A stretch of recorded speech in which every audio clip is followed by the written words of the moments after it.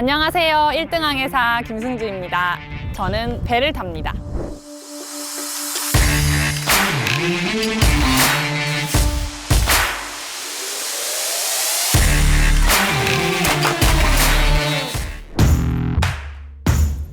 솔직히 말해서 다들 항해사 잘 모르시잖아요. 저도 비슷했어요.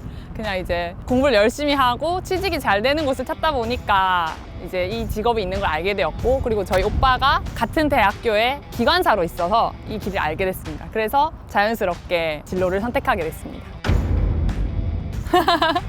항해사가 무엇을 하냐면요. 항해사가 무슨 존재인지 알려면 배가 어떻게 움직이는지, 왜 있는지를 생각해 봐야 될 것 같아요. 배가 존재하는 이유는 화물을 운반하기 위함이잖아요. 파주가 신청한 물건이 실리고, 그리고 바닷길을 안전하게 항해하고, 그게 내리는 과정을 이 모든 게 안전하게 이루어지는지 관리하고 감독하는 사람이라고 생각하시면 됩니다. 솔직히 말하면 지금까지 배를 계속 타고 있는 동기들이 잘 없기도 해요. 제가 처음 입학했을 때 400명 중에서 한 60명이 여성이었거든요. 그래서 한 6대1 정도? 5명 정도? 아무래도 대학교에서도 뽑는 비율도 적고, 그리고 회사에서도 굉장히 적어요, 뽑는 비율이. 여성 항해사를 뽑는 회사도 있고 안 뽑는 회사도 있어요. 많이 뽑는 회사는 5명 정도까지 뽑지만 1명, 2명이 거의 다거든요. 그래서 제 동기 중에서는 저 혼자 여성입니다. 그리고 제가 연수원에서 이제 교육을 받다가 봤던 자료 중에 전 세계에서 여성 항해사의 퍼센테이지가 나오는 걸 봤는데, 여성 항해사 25,000명 정도가 있더라고요. 근데 그 비율이 그 항해사 전체의 2%가 여성이고, 그 중에서도 그 여객선을 타고 있는 비율이 한 1.8%고 화물선을 타고 있는 여성 항해사는 0.12%라는 걸 알고 저는 진짜 정말 극소수구나 하고 깜짝 놀랐던 기억이 있습니다. 어쩌면 내가 배를 탔기 때문에 모든 사람이 남자였을 때 승선하는 것과 나 한 명이 여성이기 때문에 항해사들 혹은 선원들이 나를 배려하는 게 분명히 있다고 생각하거든요. 같은 선원들은 인식은 하지 못하겠지만 내가 여성이기 때문에 뭐 옷가지라든지 아니면 뭐 생활이라든지 분명히 저한테 배려하는 게 있을 거란 말이에요. 그리고 힘적인 면도 아니면 무의식적으로 이제 그런 게 있을 텐데, 저는 이제 그런 경향이 조금이라도 보여지면 오히려 제가 나서서 제가 하겠습니다, 저 할 수 있습니다, 그런 식으로 하는 것 같고요. 그리고 좀 털털해 보이려고 막 이제 뭐 호탕하게 웃는다거나 아니면 그냥 뭐 이 정도쯤이야 하면서 이런 것도 일부러 좀 있는 것 같습니다. 나는 배를 탈 때 항해사로 타는 거지 여성으로 타는 게 아닌데 혹시나 그런 점이 비춰져서 안 좋게 보여지지 않을까. 나는 김승주로서 행동하는 거지만 이게 여성으로 치부돼서 안 좋게 돼서 이제 여성 항해사들을 안 뽑게 되지 않을까, 이런 점들을 저는 굉장히 많이 고민을 하고 지금 또 고민을 하고 있는데요. 근데 앞으로 이제 그런 어떤 인식이나 어떤 시선들을 바꿔나가는 게 저의 역할이 아닐까 싶어요. 어쩌면 그런 이유 때문에 제가 계속 배를 타게 되는 건지도 모르는 것 같다는 생각이 들어요. 항상 이제 제가 배를 탈 때부터 제가 힘들어지거나 이번 배를 내리고 싶다는 생각이 들 때는 후배들을 자꾸 생각하게 되더라고요. 내가 여기서 그만두게 되면은 후배들한테 안 좋은 영향을 미치지 않을까?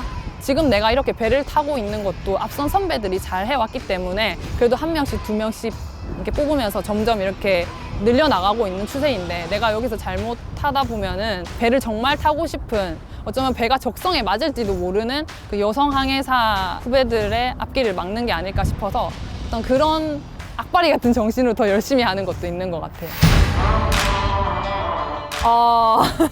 얼마나 많이 느끼냐면요. 원래라면 제가 컨테이너선을 타서 그래도 한 4일에 한 번씩은 항구에 들어가요.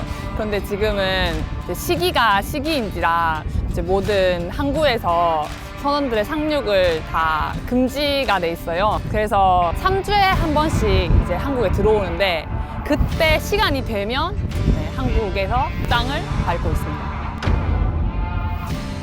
보통 배를 타면 6개월을 계속 승선하고 있어요. 3주에 한 항차인데 지금 여기 부산을 출항하면 광양을 갔다가 홍콩, 베트남, 사이공, 그다음 태국 람차방, 방콕, 람차방, 홍콩, 중국 샤먼, 다시 부산으로 들어오는 항로입니다.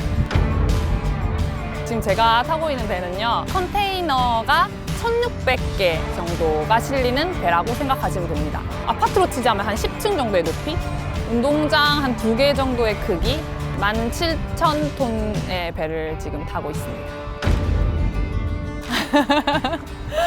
아니요. 왜냐면 배는 24시간 운항이 돼요.